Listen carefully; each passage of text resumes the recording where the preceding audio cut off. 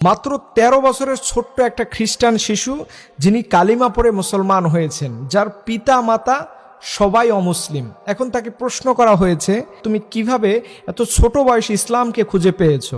সে বলল যে আমাদের খ্রিস্টান ধর্মের মধ্যে ৪০ থেকে ৫০ হাজার ডিনোমিনেশনস রয়েছে। সে বলল আমার বয়স যখন ৯ থেকে ১০, ঠিক এই সময় আমাকে বোঝানো হতো যে যিশু হচ্ছেন আমাদের রব, যিশু হচ্ছেন আমাদের স্রষ্টা, যিশু হচ্ছেন আমাদের গড। কিন্তু আমি যখন একটু বড় হয়ে দেখলাম যে আসলে যিশু আমাদের রব নয়, এটা আমি বুঝতে পারতাম, এটা আমার মনের মধ্যে জাগ্রত হতো যে যিশু হচ্ছে আল্লাহর বা গডের সৃষ্টি, বাট যিশু মোটেই আল্লাহ হতে পারে না।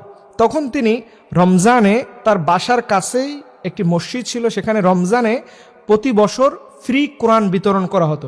সেখান থেকে সে একটা কপি নিয়ে পড়তে লাগলেন এবং পড়তে গিয়ে সেখানে এই যিশু বা ঈসা আলাইহিস সালামের কথা কোরআনের মধ্যে পেয়েছেন। তখন তিনি দেখলেন যে মুসলমানরা, যেই খ্রিস্টানরা যিশুকে রব মনে করে, গড মনে করে, ঠিক ওই যিশু বা ঈসা আলাইহিস সালামকে মুসলমানরা নবী মনে করে। তবে ওনার গুরুত্ব অনেক বেশি, ঈসা আলাইহিস সালামের গুরুত্ব ইসলাম ধর্মে অনেক ব্যাপক, অনেক বেশি। বাট তিনি কখনো রব হতে পারেন না, তিনি কখনো আল্লাহ হতে পারেন না, তিনি কখনোই স্রষ্টা হতে পারেন। এই জিনিসটা সে বলল আমার কাছে এত ব্যাপক ভালো লেগেছে যে এত আমার মন থেকে এটার প্রতি একটা মায়া সৃষ্টি হয়েছে।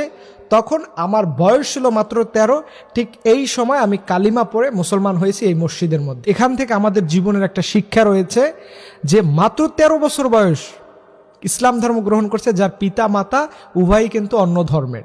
আপনি চিন্তা করতে পারেন যে এই বাচ্চাটা কত ব্রাইট একটা বাচ্চা, অথচ রাসূল করিম সাল্লাল্লাহু আলাইহি সাল্লামের সাহাবী হযরত আলী রাদিয়াল্লাহু তাআলা আনহু, তিনিও ১০ বছর বয়সে ইসলাম ধর্ম গ্রহণ করেছেন।